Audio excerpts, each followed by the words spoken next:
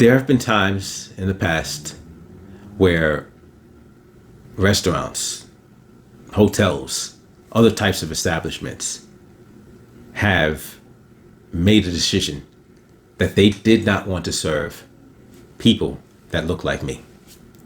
That they did not want my business, people that look like me, our business. They did not want us being in their establishments.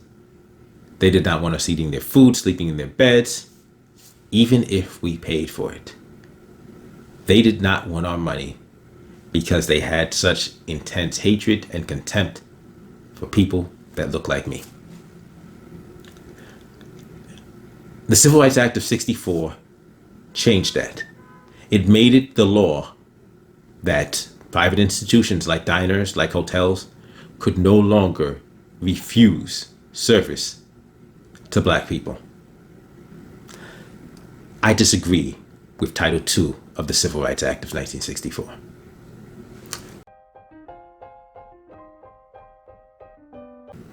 Welcome to Escaping the Echo Chamber. Title II of the Civil Rights Act of '64 is that part that said, private businesses had to serve Black people. And like I said, I disagree with it. A lot of people will, whoa, what? How can you want Black people to be refused service? Because it does us no good. It does me no good to sit at a counter at a diner where the owners, the wait staff, the cooks, and the patrons despise me. It does me no good to sit amongst people who hate me, who don't think I deserve to live.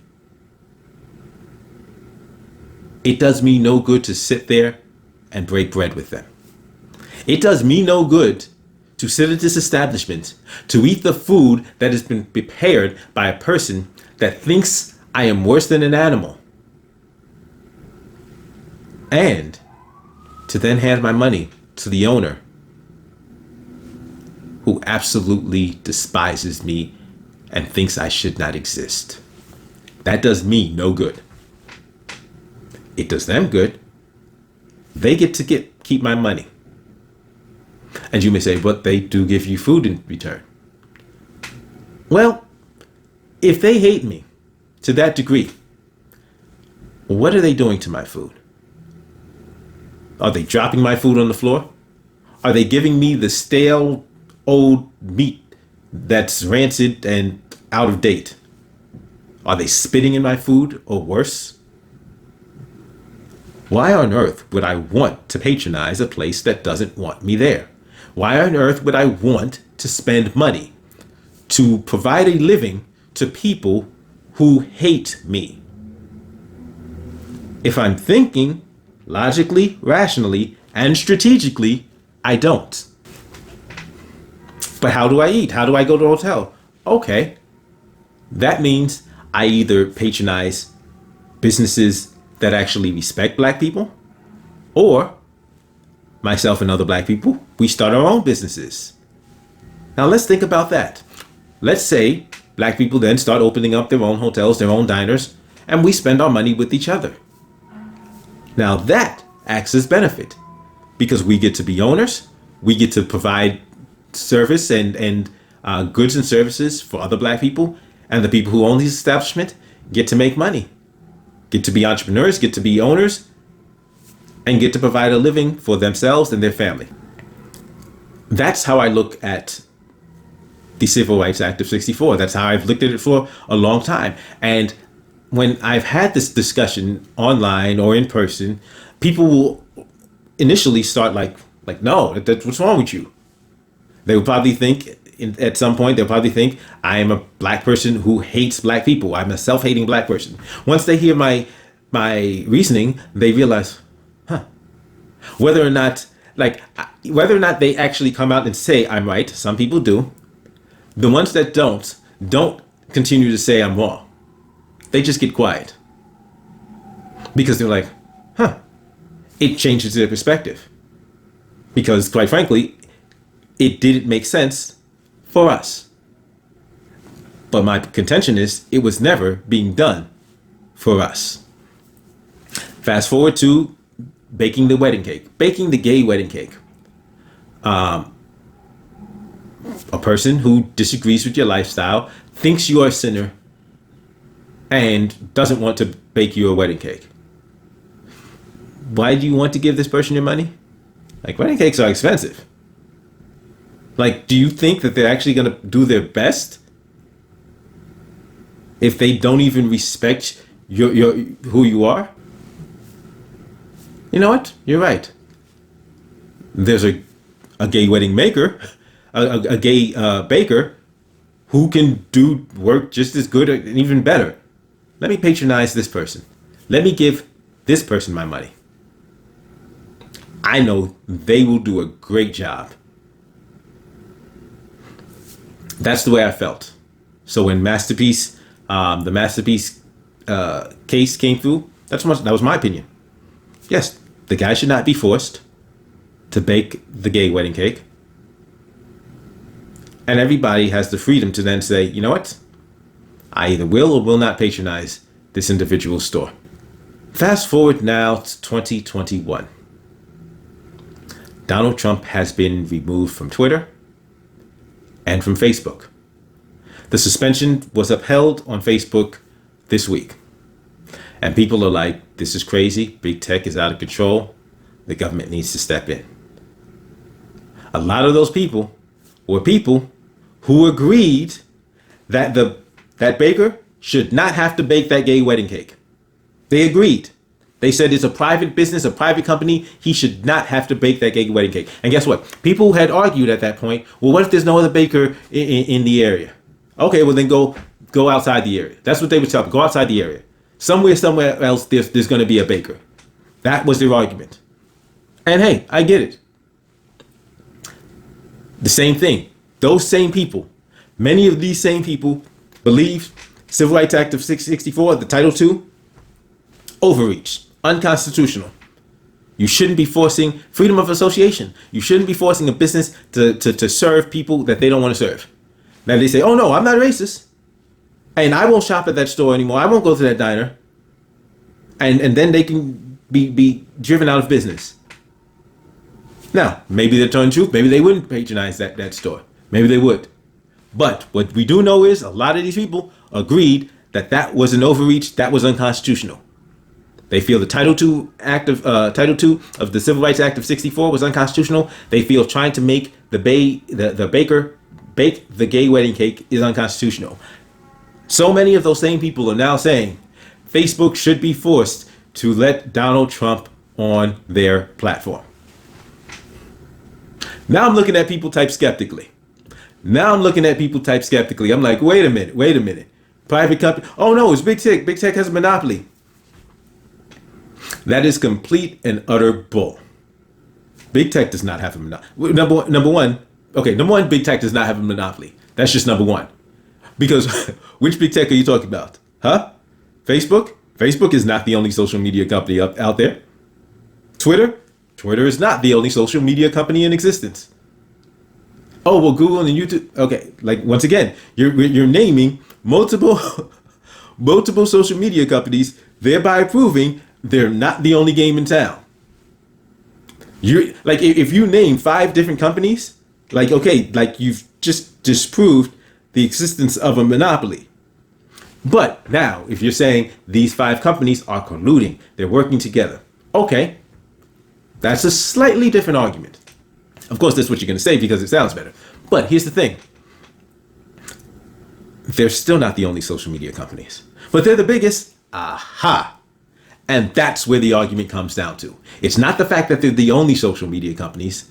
It's the fact that they're the only competent social media companies. And whose fault is that? Other social media companies can exist. They are not interfering with other social media companies existing. It is other social media companies' inability to garner and maintain large audiences that is the problem. And guess whose problem that is? That's not Facebook's problem. That's not Twitter's problem. That's not YouTube's problem. That's Parler's problem. We exist. Gab. There are several other, and there can be more. There are other social media companies that already exist, and there are other social media companies that can be created whenever. You're not arguing for the medium. You're arguing for the platform. You don't want a social media company. You don't want a social media company that has the ability to be seen by everyone. You want a social media company that's already being used by everyone. That's what you want access to. And you have no constitutional right to that. See, right now, I can start my own company, my own social media company. I could go to democratsaretrash.com. Yes, I can go to democratsaretrash.com and start my own social media company. Boom. You hate the left? Boom. There's your social media company. The name of your social media company is Democrats Are Trash, and then all right-leaning individuals can gather and rejoice in having their own social media company, where they're not being censored, they're not being, colluded against, and they can say what they want. They don't need to have to fit in some left-wing agenda and have fun. But you know what that site would need to do? That site would need to be entertaining. That site would need to be competent. That site would need to be well run. That's not on Facebook. That would be on you. That would be on me. If I can't run the site, if I can't maintain the site, if I can't handle the load of everybody logging on, that would be on me. But that's what we have. That's the situation we have with companies like Parler. Parler exists. Parler is an alternative social media company. Don't get mad at anybody else if Parler sucks. If Parler is either sucks in that its inability to engage people and keep them interested, don't get mad that if Parler sucks because their security is trash and your information is at risk. Don't get mad if Parler sucks because their technical and operating capacity is just like non-existent and they're going down every 2 days. That's not Facebook's problem. That's Parler's. If you want a competent social media site, a competent, entertaining, fun, engaging social media site, then you can start one. If you have the ability, you can start one yourself. But now what you're arguing for is you want access to something somebody else built. That's like saying, oh yeah, that's a really nice house. You sound just like these socialists right now. Oh, that's a really nice house. Why should they get to live so nicely? I have to live in a studio apartment that has no furniture. And what will you tell the socialists? Oh, get a job, get a better job. Oh no, I have a job. I work at Starbucks. Okay, get a better job. That's what you tell them. Okay, do a better job. If you're looking at Facebook's house, oh, it's got a big, nice house, huge platform, everybody's on it. Okay, be better. Make a better social media company. Make a better app. Make something that engages people, that keeps people interested, and that keeps people coming. Do that. Now, that doesn't mean you'll be able to do it today. Start your business today, and by the end of the year, you've got 50 billion users. Facebook has built its audience over time. You'll have to build your audience over time. The fact that you felt entitled to using somebody else's social media, once again, that's not Facebook's fault. That's yours. I am not entitled to YouTube. YouTube is something I'm doing for now. At any given point, YouTube can say, you know what? We don't like your opinions. We don't like what you're talking about. We're pulling your channel. My objective is to get my word out otherwise, to have some other alternative means to get my message out. If it catches on, great. If it doesn't, whose fault is that? If I'm out there trying to if I have my own channel, if I have escapingtheechochamber.com and I'm trying to get people to watch it and nobody wants to watch it, whose fault is that? That's not YouTube's fault. That's my fault. But it's astounding to see people that claimed that, the Civil Rights Act of 64 was unconstitutional, and that even though there may have been some hardship, it doesn't rise to the level, it's significant. It wasn't significant enough to have to actually change things. Well, black people just need to go to a different diner. But now they've switched up there too, because they're being negatively impacted. Wow. Like I said, now I'm looking at some people type skeptically. Because if it was cool for black people, if it was cool for gay people, why ain't it cool for you? Oh, big tech controls. Okay. Well, because big tech has the ability to control who gets on their platform and who doesn't. Let's get rid of Facebook. Let's eliminate Facebook altogether. The government's not going to take over. Let's get rid of Facebook. Let's get rid of Facebook. Let's get rid of Twitter. Let's get rid of YouTube. Let's get rid of all of the social media companies. Get rid of them. Now, how are you going to get your message out? Okay, Donald Trump wants to get his message out. How's he going to get his message out? Oh, he's got to go to the TV. Where? CNN? That's seeing CNN. It's like, oh, you want to talk trash about us? We're not giving you airtime. MSNBC? We did that last time. We're not doing that again. Now we're scared. We don't actually want you to win. Fox? Maybe they will. Maybe they're like, this guy burned us. He keeps talking about OAN and Newsmax. Like, maybe we give him airtime, maybe we don't. Okay, so he gets on Fox News. Maybe he gets on OAN, he gets on Newsmax. Now, what if you want to get on TV? You're not Donald Trump.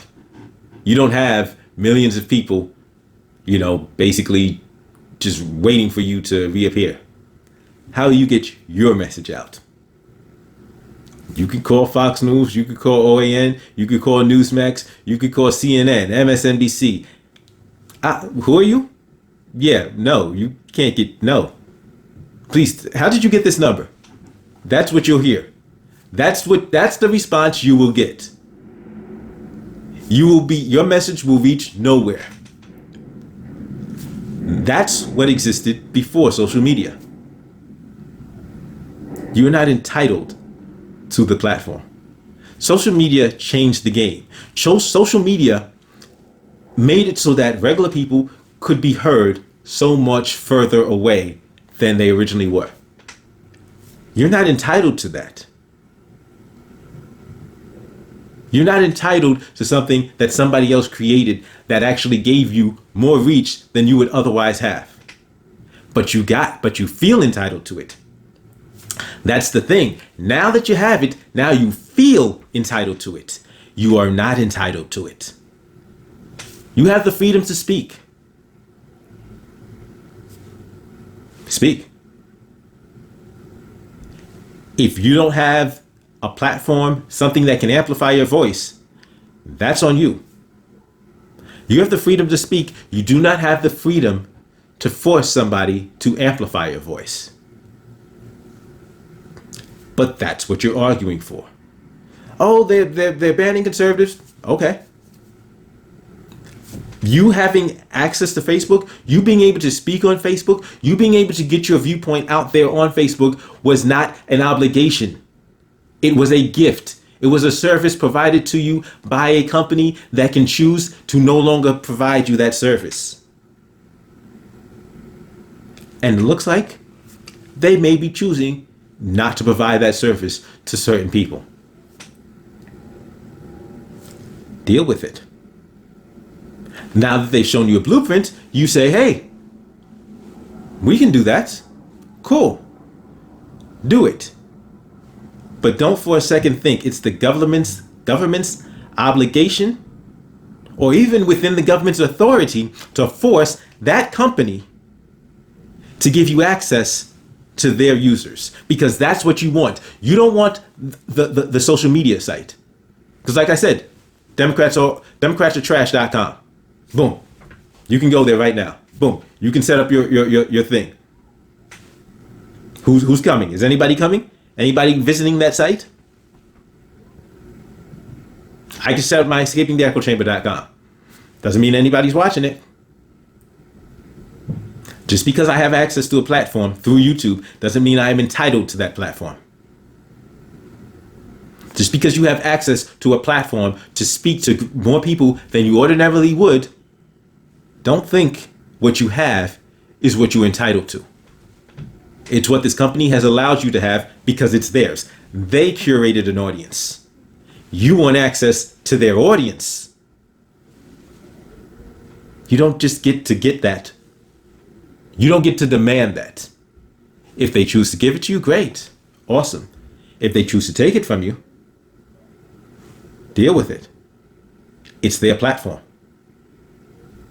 If you want that audience, create your own platform and create your own audience.